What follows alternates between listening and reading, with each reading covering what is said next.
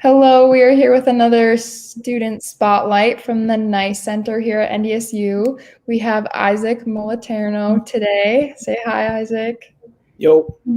He's an artist here at NDSU. He's very talented, and we're here to learn a little more about him today and just get to know him and his business. So without further ado, we'll do our first question. What year are you in college and what is your major? I'm a fourth year student. I'm in my senior year, but I have an extra semester after the spring. My major is BFA in illustration. So Bachelor of Fine Arts in illustration. Super cool. So what is your business endeavor? Most of what I do is freelance artwork, and it's usually couples commissions. Okay. It comes and goes in waves, but a lot of Valentine's days I'll be doing a lot of portraits. I do some for weddings, so I don't have to pay for a gift, and I do some for just anyone who needs a drawing of their dog or whatever. I can usually do whatever they need. Gotcha. That's super cool. I didn't even think about like wedding gifts and stuff, but yeah, I'm sure. Yeah, if you're broke, it's a good gift to get for someone. College student, yes. So when did you first start thinking about starting your business? I used to be in 4-H, Okay. and I would enter into the visual arts section of the competition of 4-H, because 4-H is mostly agricultural stuff, but they also have fine arts. And after I won best of show at state for I think my second year, someone approached me to buy it, and I was like, that blew my mind. I didn't really consider it. I think I was maybe 13 or 14 at the time. I didn't really consider like that someone would actually want to buy it. I just thought it was me showing off my little hobby talent that I did. And so that really, and then on and off, like with years of gaps in between, I had thought about selling artwork, but just kept drawing and drawing. And then a couple of years ago, a family friend really entertained the idea of like basically patronizing me as an artist, and they gave me a bunch of commissions and connected me with a few celebrities. For example, Ricky Rubio and Lewis Hamilton both have portraits by me, and so that was super cool, and that kind of kicked things off and gave me a lot of practice. Yeah. Wow, that's awesome. Is there an emotional connection with your business and why? Yeah, there definitely is, because as an artist, I care what people think, and I care that it looks good and that people like it. So like if someone sees it and like their reaction is what I wouldn't want, that like hits pretty close to home differently than if I was still working at McDonald's and someone didn't like the amount of fries they got, if you know what I mean. So yeah, since it's something that I'm still growing in and getting better at, it's definitely an outpouring of like the peak of my talent at that time. So I really want it to be well received. Yeah. What was your biggest obstacle while creating your business? Nobody wants to pay for art, and even those that do want to pay less. So and understanding that and really not getting mad at that is a big roadblock for a lot of artists. They either overvalue their drawings and won't bring the price down and get no commissions, or they undervalue them and they're not successful at it, and they can't make it into a genuine part-time or full-time practice. So understanding that someone might really like your artwork, but they either can't pay the amount you value it at, or they just don't want to and will pass it up if you don't lower the price. That's a big challenge, and it's hard to navigate that a lot of the time. Have you had to like, when you were figuring out pricing, did you start kind of low and then eventually went up higher, or how did that kind of work? I definitely started higher than I expected them to be able to pay. Okay. So when I'm negotiating, say someone's commissioning me to do a full couples illustration for their anniversary.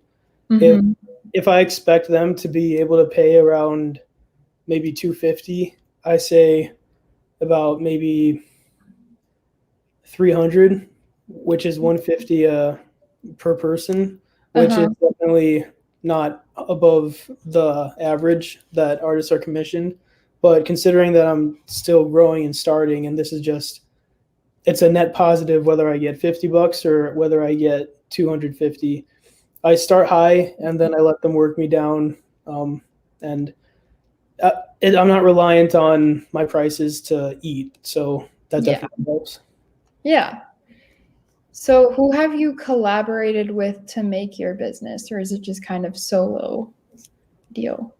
Yeah, that family friend is definitely, and then an acquaintance of theirs has definitely um, helped a lot spread the word and kind of made me, for a time, they made me a hot commodity, and that wore off eventually. But I think it carries on now, and now that I have that portfolio built up of paid artwork, Yeah. it can only grow. So, family friend who was well enough to do to help me out in that regard. That's super cool. So, who are some people you look up to, whether they're other artists or maybe like family members or friends? Yeah, a few people I look up to. There's an artist named Una Holtain who is a character designer in animation, and she's probably my favorite artist right now. She's always growing, and she's not proud, and she makes what she wants to make, but always wants to keep growing, and I admire that.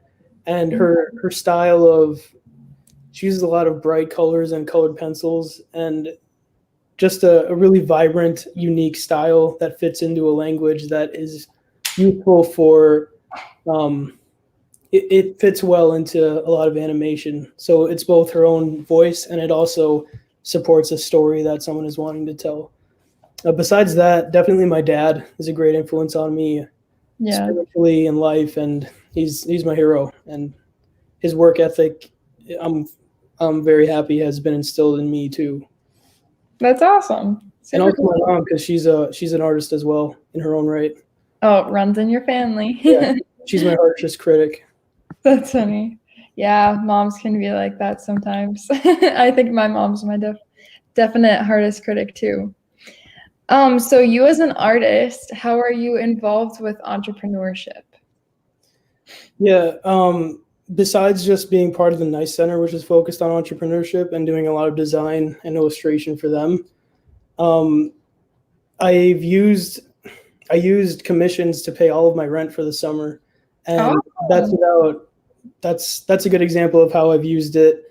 Even though I don't have an LLC yet, I took the time to organize this workflow for how I prepare the commission, how I invoice it, and all that, which is very important for um, marketing yourself. And I've used entrepreneurship to influence how I interact with clients, because my natural personality is not someone that's good at interacting with um, like haggling money and all that awkward stuff. So I've used what I've learned in that to navigate the waters more tactfully. And Okay. yeah, being able to pay something like a summer's rent in Bloomington, Minnesota, just with commissions was a really good example of that. Yeah. Yeah, and that's a really awesome feeling too, to know that your artwork is impacting people and they want to pay you for it and all that stuff. Yeah. So our last kind of serious question is, what is important for aspiring entrepreneurs to know? What's some advice you would give these people who want to maybe start a new business or become an artist like you? I can't speak as well to the business part, but as an artist, I think knowing that your art probably sucks to most people and most people don't find it interesting or cool or need it in any way is a good place to start, because that just makes you hungrier, at least for someone with my personality type and worldview. But knowing that you're not great yet and you never will be just puts pressure on you, but also lifts the pressure off your shoulders of having to be the best. Know that you're not going to be, and just keep growing to be. Like, work like you're not the best, but be at peace knowing that you will be the best you can be at some point. It's Yeah. it's kind of a mental dance you have to do. For sure. I would agree with that. Okay, so our next segment of this interview is called Overrated or Underrated. And this is where I give you some topics that are popular or just topics that have been around for a while. And you say overrated or underrated and why. Okay, so our first one is Tesla. Overrated or underrated? Underrated. Yeah. I'm a big believer in progress through technology.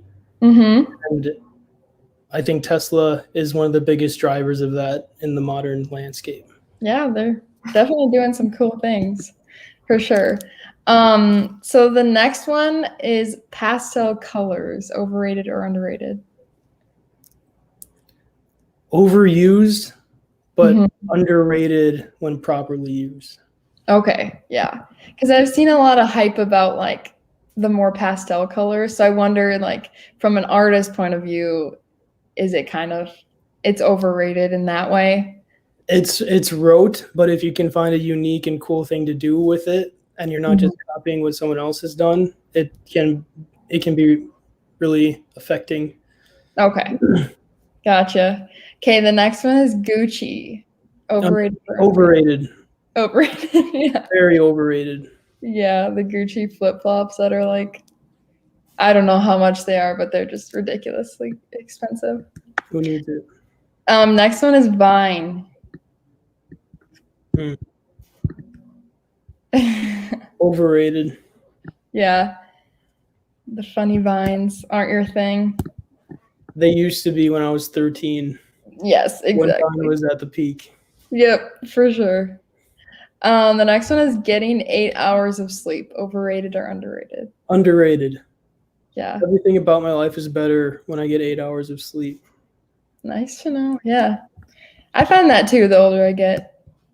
Okay, the last one I have is McDonald's Fries. Overrated. Overrated. Fries in general are overrated. Yeah. Sweet potato fries. You like sweet potato fries? I like it more than because, like, if you think about it, you have the same fries your whole life. Why stick with that fry? Have a sweet potato fry, or something else like a kale salad on the side of your Chick-fil-A. Like, you've had the same fries so many times. Try something new. Awesome. That's a good way to put it. Yeah, I agree with that. So thank you so much for doing this interview with me today, Isaac. What are some of your social tags that we can reach you at, or if people want to reach out to get some art from you, where can we find you? Yeah, connect with me on LinkedIn at Izak Moleterno, IZAKMOLETERNO. And I'm on Instagram. My art page is Izak Artwork, IZAK Artwork. And if you DM me, we can talk. If you need any artwork, I got you. And I will get back to you promptly because I don't have that many followers. Yeah, seriously, go check him out. He's super awesome. I love all of your work. It's so cool. Thanks a lot. Style. Yeah. Well, thank you so much. We'll see you next time on Student Spotlight. Thank you.